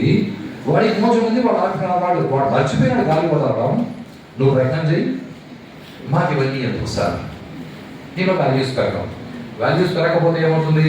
భవిష్యత్తులో నువ్వు టెర్రరిస్ట్ అవుతావు. అప్పుడు ఎవడో అలాంటి వాడు కూడా వస్తాడు, పట్టుకొని చంప మీద కొడతాడు. మీకు నచ్చలేదు నేను కొడతామని మీరు ఎన్నికి తిరుగుతారు, వాడికి కోపం వస్తారు, మిమ్మల్ని కసక్ వేసేస్తాడు. రామ్నామ్ సత్య హై జరుగుతుంది. అంతకంటే ఏం జరగదు. అంటే స్టేజ్ మీద ఇలాంటివన్నీ మాట్లాడొచ్చేసారంటే జరిగేటివి ఇలాంటివి కదా. మాట్లాడడంలో తప్పు లేదు. ఇది సోషల్ మీడియా కోసం మాట్లాడట్లేదు, మీ జీవితాలు బాగుపడాలని మీకు చెప్పే మాటలు. బయట సరే ఓకే, అవన్నీ మాకు ఎందుకు లేదు సార్, ఇది మాత్రం జాగ్రత్తగా గుర్తుపెట్టుకో. నీ శరీరంలోకి గాలి వస్తూ పోతుంటే నీ చుట్టుపక్కల అందరూ ఉంటారు. మీ ఆవిడ కూడా నిన్ను ఇష్టపడుతుంది. మా ఆయన్ని ఎంత సంపాదించి తెచ్చాడు, మా ఆయన ఎంత అందగాడు, మా ఆయన నా గురించి ఎంత కేర్ తీసుకుంటాడు. ఒకసారి లోపల పోయిన గాలి నేను బయటికి రానని ఆగిపోయింది అనుకోండి. లేదా ఒకసారి మీరు అని గాలి వదిలారు, ఆ తర్వాత గాలి సారీ నేను లోపలికి పోనని ఆగిపోయింది అనుకోండి. అప్పుడేమవుతుందో ఆలోచించాడు. ఎందుకంటే గాలి వచ్చేటప్పుడు ఏ గాలి ఉద్దేశం కుక్క పడి ఉంటుంది, కుక్క శవం పడి ఉంటుంది, చూస్తారు, చూసి అలా వచ్చేస్తారు. గాలిలో వచ్చిపోయేటప్పుడు ఎలకలు పడి ఉంటాయి, చూస్తారు, చచ్చిన ఎలకలు. అలాగే ఇంట్లో నువ్వు చచ్చిపోయి అలా పడుంటే మా ఆయన ఎంత మంచోడు అని కౌగులించుకొని శవాన్ని కొంచెం జాగ్రత్తగా ఆలోచించి అర్థం చేసుకోవడానికి ప్రయత్నం చేయండి. జీవితం ఇలాగే ఉంటుంది. మనం ఏందో అనుకుంటాం కానీ అనుకున్నంతసేపు కూడా ఏది ఉండదు. పైగా ఇలా అన్నా చెప్పుకుంటూ వెళ్తే ఇది నెవరింగ్ ప్రాసెస్. మీరందరూ కూడా ఈ భద్రలో విందాం ఇలాంటివి కూర్చొని చదివి పెద్దలను అడిగి అర్థాలు తెలుసుకొని, పెద్దలు మంచి మంచి లెక్చరర్స్ ఉన్నారు. మీకు తెలుగు మాస్టర్ ఉన్నారు, పైగా జయకృష్ణ సార్ ఉన్నారు, దేవేంద్ర సార్ ఉన్నారు, నేను ఉన్నాను. మేమందరం మీకు వాల్యూస్ నేర్పడానికి సిద్ధంగా ఉన్నాము. ఒకటే సామెత 2 రకాలుగా చెప్తారు. గుర్రాన్ని చెరువు వరకు తీసుకెళ్ళవచ్చు, నీళ్లు తాపలేదు. అలా ఏం లేదు, గాడిదల్ని కూడా చెరువు వరకు తీసుకెళ్ళవచ్చు, నీళ్లు తాపలేదు. ఇప్పుడు నీ ఐడెంటిఫికేషన్ గాడిద గుర్రం అని నువ్వు ఆలోచించి డిసైడ్ చేసుకోవాలి. పైగా కొంతమంది కూర్చొని ఉన్న చోట మేమంతా బ్యాక్ బెంచర్స్, అబ్దుల్ కలాం లాగా కాదు, అబ్దుల్ కలాం ఫ్రెండ్స్ లాగా ప్లీజ్. ఎందుకంటే అబ్దుల్ కలాం బ్యాక్ బెంచ్ లో కూర్చున్నా, ఫ్రంట్ బెంచ్ లో కూర్చున్నా అబ్దుల్ కలామే great leader of the world. సరే, అబ్దుల్ కలాం బ్యాక్ బెంచర్ అలాగే మేము కూడా back benchers. I have a direct question to you. Abdul Kalam గారితో పాటు ఆ వెనకాల బెంచ్ లో మొత్తం వాడు 18 మంది కూర్చునేవాళ్ళు అంట. ఆ 17 మంది ఎవరైతే మిగిలిన వాళ్ళు ఉన్నారో వాళ్ళలో ఒక్కరి పేరు చెప్పు చూస్తాం. వాళ్ళందరూ కూడా బ్యాక్ బెంచర్సే కదా. అబ్దుల్ కలాం గారితో పాటు కూర్చున్న మిగిలిన 17 మంది కూడా బ్యాక్ బెంచర్సే కదా. వాళ్ళలో ఒకరి పేరు చెప్పు. కాబట్టి అబ్దుల్ కలాం లాంటి వాళ్ళు ముందర కూర్చున్న వెనక కూర్చున్న ఒకటి. మీకు శ్రద్ధ ఉంటే మీరు ఎప్పుడు క్లాస్ రూమ్లో ముందర కూర్చోవడానికి ప్రయత్నం చేస్తారు. ముందర కూర్చొని అడిగి సమాధానాలు చెప్పించుకొని ఆలోచించి అర్థం చేసుకుని. I have a direct statement for all you people. ఎందుకంటే మీకు రెగ్యులర్గా నేను క్లాసెస్కి రాను. ఓకే, పరీక్ష రాయాలి అంటే easiest way of getting high score in exam is copying. Copy చేసి పరీక్ష రాస్తే ఎక్కువ మార్కులు వస్తాయి. ఏం రాసలేదా? కాపీ కొట్టి రాస్తే మార్కులు వస్తాయి రావా? ఎవరు చెప్పినారు?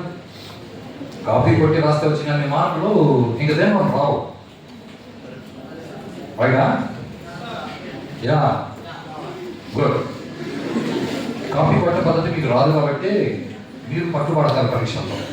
కాపీ ఎలా పట్టాలో నేను చెప్తాను.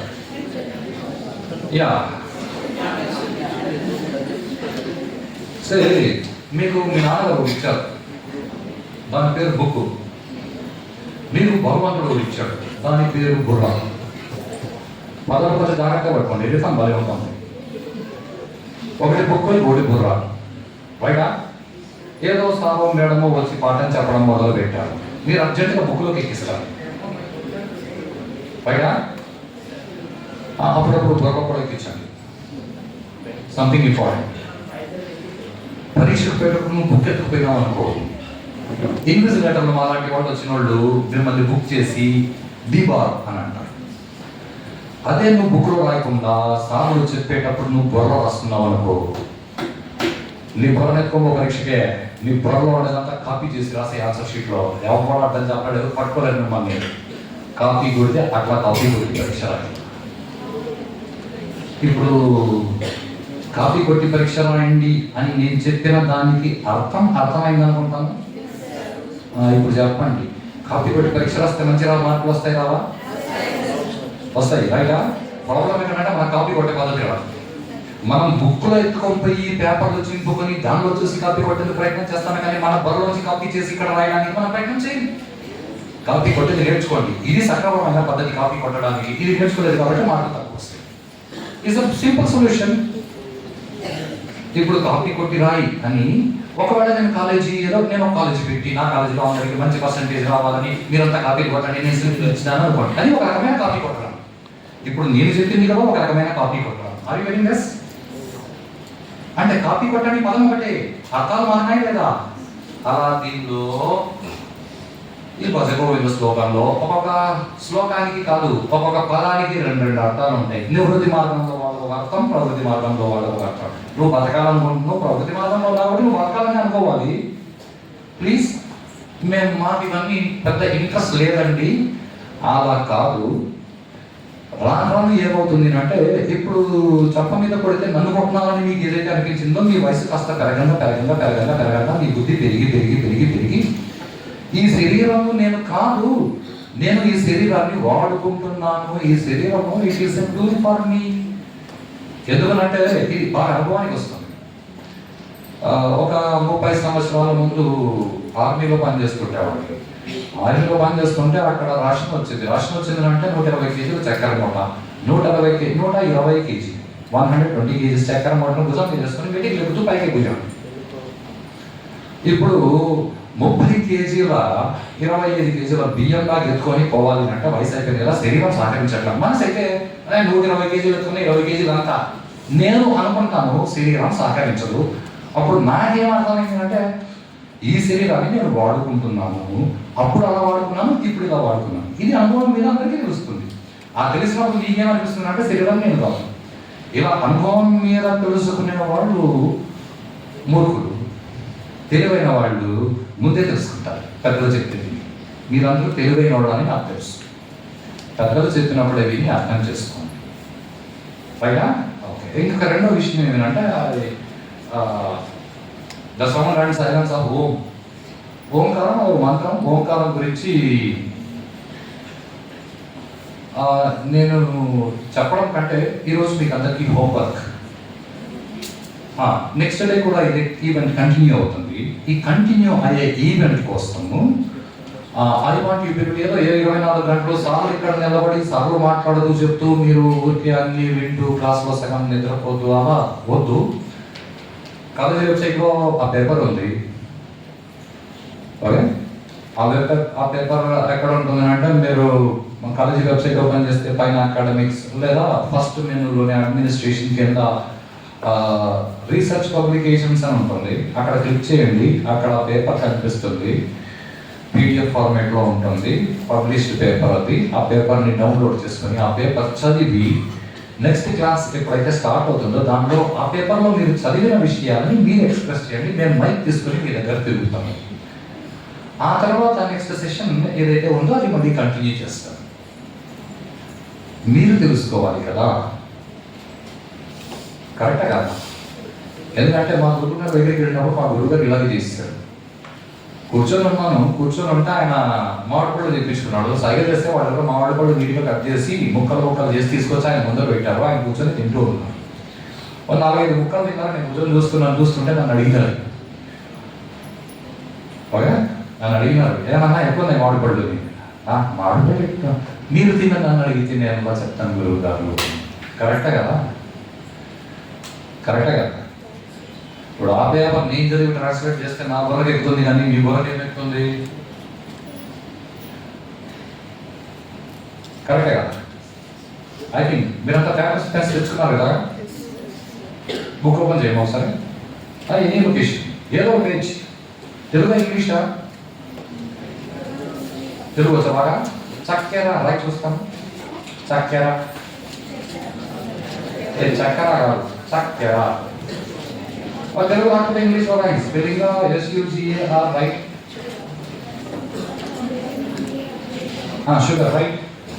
ఓకేనా? ఏది ఏమా చక్కెర కదా? ఒకసారి నాకు ఏముంది నేను చెప్పు. అవునా?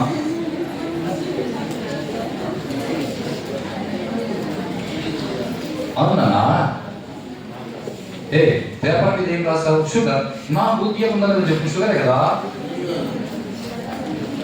అంటే పేపర్ మీద చక్కెర అని రాసి నాకుంటే రుచి రాదు. చక్కెర నాలుగు మీద చేసుకుంటే చక్కెర అనేది ఎక్స్పీరియన్స్ అవుతుంది, అనుభవానికి వస్తుంది, అది ఎలా ఉందో తెలుస్తుంది. కరెక్టే కదా? అది ఈ జ్ఞానము విజ్ఞానము రెండు మీరు ఎక్స్పీరియన్స్ అయితే మీకు అర్థం అవుతాయి, కానీ స్కిల్స్ వాల్యూస్ పేపర్ మీద సర్టిఫికేట్లో మీకు స్కిల్స్ ఉంటే దానివల్ల ఉపయోగం లేదు.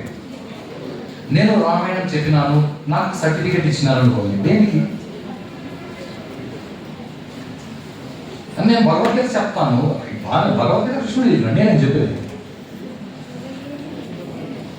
రైటా? అండ్ ప్లీజ్, ఇది this is common for all people on the globe. ప్రపంచంలో ప్రతి ఒక్కరికి ఇది కామన్. దీంట్లో హిందూ ముస్లింల కోసం ఇది హిందువుల మత గ్రంథము, ముస్లింలది కాదు, బౌద్ధులది కాదు, ఇది పనికిమాలిన మాటలు. దానిలో ఎవరు అర్థం చేసుకునేలా వాళ్ళ బుద్ధి స్థాయి బట్టి వాళ్ళు అర్థం చేసుకుంటారు. దానిలో మాట అన్నాడు, మత పతనన్న అన్యత కించిదస్తి ధనంజయ. దీనికి అర్థం తెలుసా? భక్తిలో ఏం చెప్తారంటే, కృష్ణుడు చెప్పినాడు, కృష్ణుడు కాకుండా ప్రపంచంలో ఇంత కూడా లేదంట. దీన్ని వేదాంతులు వేరేగా చెప్తారు. కృష్ణుడు తప్ప వేరే ఇంకేదీ లేదు, మహావిష్ణువు తప్ప ఇంకేదీ లేదు, శివుడు తప్ప ఇంకేదీ లేదు అని భగవద్గీతలో చెప్పాల. భగవద్గీతలో ఏం చెప్పినామంటే, మత పరతరం నా అన్యత కించిత్ అస్తి ధనంజయ. నేను అనే వస్తువు కాకుండా ప్రపంచంలో ఇంత కూడా లేదురా అన్నాడు. ఇప్పుడు నేను అనే వస్తువు నీ లోపల కూడా ఉంది కదా, నీకు లోపల నేను అనిపిస్తుందా లేదా? అదే వస్తువు అంతా ఉండేది అని వేదాంతులు చెప్తారు. ఇప్పుడు దీనిలో ఇది ఏ మతానికి సంబంధించింది? బౌద్ధులకి నేను అనిపించదా? మానవాళ్ళకి నేను అనిపించదా? బ్రాహ్మణులకి నేను అనిపించదా? పింజారీ కులం వాళ్ళది నేను అనిపించదా? Right? So with this will stop this discussion today. రేపు వచ్చే నెక్స్ట్ సెషన్కి వచ్చేటప్పుడు ఆ పబ్లికేషన్ పేపర్ని మీరు ఆన్లైన్లోనే చదివి రండి. ఆ సెషన్లో దాని మీద we go for a question and answer session. Thank you very much.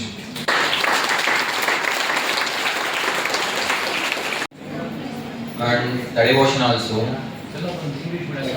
I think majority of the people, you know,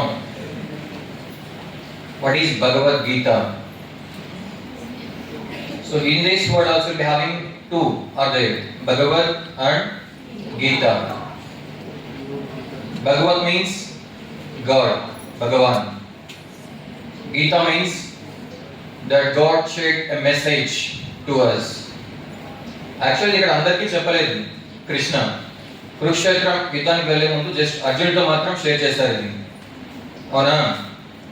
అర్జునుడు ఒక డైలమాలో ఉంటాడు. అంటే నా వాళ్ళ మీద నేను యుద్ధానికి వెళ్ళడం కరెక్టా లేదా వద్దు అని చెప్పేసి సరైనగా ఉంటాడు. సో అప్పుడు తనని ఒక రైట్ వేలో డైరెక్ట్ చేయడానికి కృష్ణుడు కొన్ని మెసేజెస్ ఫార్వర్డ్ చేస్తారు, ఆ పర్సన్కి కన్వే చేస్తారు. ఓకేనా? సో ఆ కాన్వర్జేషన్ మనకి ఇక్కడ ఓవరాల్గా భగవద్గీత అని చెప్పేసి ఓవరాల్ యూనివర్స్కి ఒక మెసేజ్ ఇచ్చాడు. ఓకే, సో ఆ మెసేజ్లోని సో ధర్మం, అధర్మం, న్యాయం, అన్యాయం, so majority of the things involve చేసి ఆ మెసేజ్ డెలివర్ చేశారు. గొడవ. సో ఇంతకుముందు రజనీకాంత్ సార్ కూడా చెప్పారు క్లియర్గా ఒకటి, కర్మణ్యే వాధికారస్తి మా ఫలేషు తదాచన. దట్ మీన్స్ నువ్వు ఏదైతే వర్క్ చేస్తున్నావో అది వితౌట్ ఎనీ పోస్ట్పోన్మెంట్స్ చేయండి. Don't expect any outcome are output from that. At the end of your work, so definitely you will receive one. Either it may be the positive or negative. But must not should you have to complete the assigned or given work. That's your responsibility. If suppose outcome అనేది ముందుగానే తెలిసింది అనుకో, మీరు start చేస్తారా? ఇప్పుడు for example అది success positive result వస్తుందని తెలిస్తే so definitely everyone will begin that work. they will come forward to commence the work. If in case the result will be negative, no one will start that work. Is it yes or no? Right? So in that same way. And one more thing, wisdom. ఇది కూడా sir చెప్పారు clear గా. జ్ఞానం. What does it mean? జ్ఞానం is nothing but